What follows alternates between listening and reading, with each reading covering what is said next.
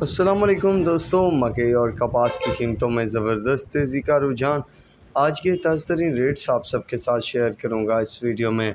दोस्तों, मकई के रेट्स पर सबसे पहले बात करेंगे। उकाड़ा में 2325 रुपये से 2400, साहिवाल में 2000 से 2750 रुपये, आरेवाला में 1800 से 2800, पाकपतन में 2400 से 2700, चिचावतनी में 25 से 2700, बुरेवाला में 22 से 2750, मियाँ चन्नू में 2250 से 2650 रुपये, चिश्तिया में 1800 से 2600, खैरपुर में 2500 से 2600, खरोड़ पक्का में 2500 से 2600, दुनियापुर में 2500 से 2600 रुपये तक रेट रहा।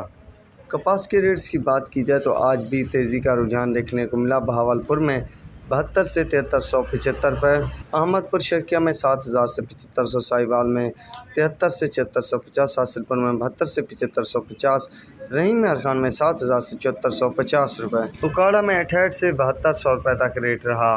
खानपुर में 7000 से 7615, लोधरा में 7000 से 7550 रुपये, मरवट में 7000 से 7550 रुपये, भावनगर में 7000 से 7650 रुपये तक रेट रहा।